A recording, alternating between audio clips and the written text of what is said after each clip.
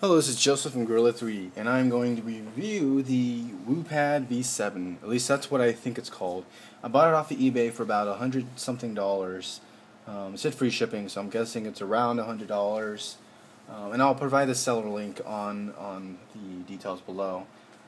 It came in a fairly nice box, has magnetic strip thing, clicks and stuff, and comes with a user manual that's to a different hardware device, but same OS.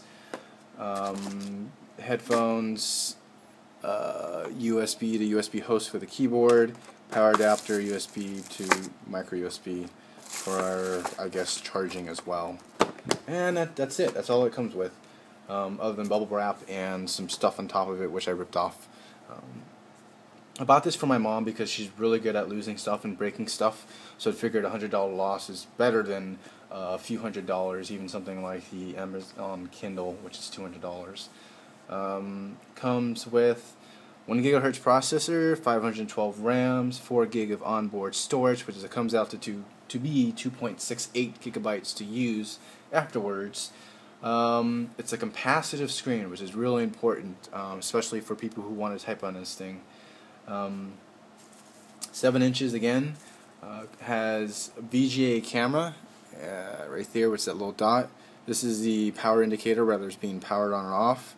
Has capacitive buttons over here, which is one of the biggest reasons why I bought that. I like this on here. I didn't want my mom to be touching the screen, to be going back. I'd rather her touch down here. These are bigger buttons, they're more noticeable. Unfortunately, they don't work that well. You kind of need to mash them in versus the ones on screen.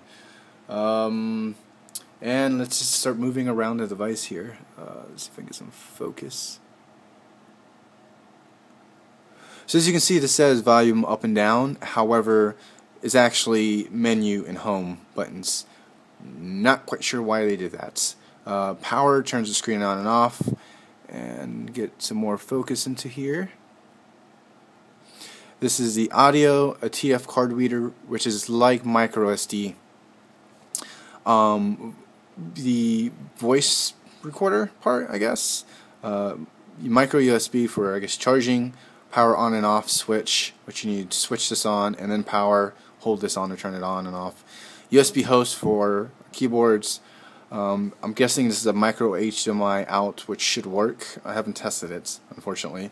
And this is the power adapter part, where you can stick the adapter in rather than using one of the micro USB ones. Back is plastic, front is back plastic. The bezel is aluminum, I think. Has speakers over here, which work, I guess. I don't know if they're stereo. I think there's mono with 2 grills. But overall, I think for the dollar amount and the hardware that comes with this, it's very nice.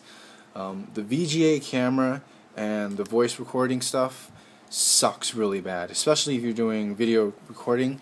You can see how badly the video lags. It's really unusable. You're probably getting like 2 or 3 frames per second. And the audio is so low you have to yell. If you yell directly into this, you still can't even, you can barely hear yourself. But the speakers aren't too bad. You can watch a video with the speakers on here. Comes with Android 2.3. That's another big plus. A lot of the older ones have 2.2. So this has 2.3, 1 gigahertz processor, 512 RAMs, 4 gigs of onboard storage. I think it's good so far. Powering this on, like I said, this is for my mother, so I've installed some Betty Boop stuff for her. She really likes it. She likes her Betty Boop. And overall, the device is fairly performant. Just scrolling up, forward, and across, getting this transitions to go from horizontal to vertical is nice. It's a lot faster even when you're browsing. I think the browsing on this thing is even the biggest plus. And when I mean that, I mean by the way of performance. Let's see if I can get some focus on here. So scrolling is very nice. No checkerboards. At most, I'll get some lagging stuff. And loading sites like the Seattle Times, which has a lot of garbage on there, a lot of flash. A little note: I disabled Flash to on demand because I didn't want to load everything in the world. But loading on it isn't too bad. It's not the fastest machine in the world. It's over Wi-Fi, so obviously it's not the fastest. Reading on this needs pinch to zoom all the time. It's kind of unfortunate for mobile sites since you can't really pinch to zoom on them. But let's go ahead and show you some pinch to zoom here. So I'm gonna scroll over here and then try to do some pinch to zoom, and as you see, it's very responsive. It's not iOS style, but you know, compared to a lot of the garbage Android tablets out there, this is really good. It scrolls, pinches. I like it so far. And I mentioned about these ARM-board ones. These actually do the same thing, but in a better way, in the sense that you can lightly tap it and it'll actually go back versus smashing the back button several times because it's still not going back. Audio buttons obviously work really nice. They do what they are supposed to do. Goes home obviously. Comes with Flash 10.3. Upgrading Flash to 10.11 or 11.1 was a bit of a mistake. All it does is crash the browser. So I would suggest not upgrading to Flash. It plays 720p video on the Flash player, so very, very nice. I would like to see what comes out of this HDMI port. Unfortunately, I don't have a micro HDMI cord on me. Battery performance is really bad. It comes about an hour worth of usage, at least for me. You know, browsing the web, it just dies really fast. Watching videos dies really fast. Comes with the Android Market. It's the older version of the Android Market. It's the one. It's probably like 2 versions back, but you can still download the apps that you would mostly want. I downloaded Angry Birds, but something I noticed with this market specifically is that you have to download a lot or retry a lot to get that application that you want, or you're just going back home and just killing all your applications running and then going to Android Market to install stuff. Another little thing, you know, that was really important to me is Netflix. Netflix works on this just fine. I noticed the video is a little bit pixelated at times, specifically with cartoon stuff. You can see the line art has like jagged lines in it and stuff. But you know, what are you gonna expect? It's $100. It's not gonna be the best thing in the world. Let's see. I'm at 7 minutes, almost 8. I think that's really it. You know, again, Android 2.3, 1 gigahertz processor, 512 RAM, 4 gigabytes on board, 2.6 something gigabytes to mess with afterwards.